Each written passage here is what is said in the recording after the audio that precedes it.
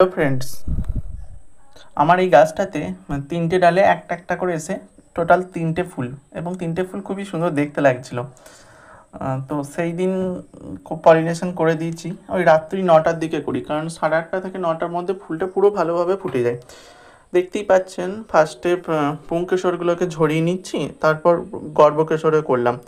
একসাথে তিনটে ফুল কীভাবে করবো খুব টেনশন হচ্ছিল যে ঠিকঠাকভাবে করতে পারবো কি না, কিন্তু খুব ভালোভাবেই করেছি। আগেও আমি ভিডিও দিয়েছি পরাগ মিলনে, আবারও বারবার দেখিয়ে দিচ্ছি। দেখুন, যে পুংকেশর চক্র থেকে যে রেণুগুলো নিলাম, সেই রেণুগুলো আমি গর্ভমণ্ডতে দিয়ে দিচ্ছি। এই একই প্রসেসে ফার্স্ট ফুলটা করলাম, এটা সেকেন্ড ফুল চলছে। তো এইভাবে তিনটে ফুলই এক এক করে পরাগ মিলন করে নিয়েছিলাম। এই যে 3 নম্বর ফুলে চলে এলাম, এরপর 3 নম্বর ফুলে পরাগ মিলন করছি। পুংকেশর চক্র থেকে ভালোভাবে রেণুগুলো ঝরে যাচ্ছে। পুংকেশর চক্র থেকে খুব ইজিলি কিন্তু রেণুগুলো ঝরে যায়, আর আমি তুলির সাহায্যেই করি। হাতেও করা যায়, সেটা আর একদিন আপনাদেরকে ভিডিও করে দেখাবো কীভাবে হাতে করেছি। ধন্যবাদ। Like, share, subscribe.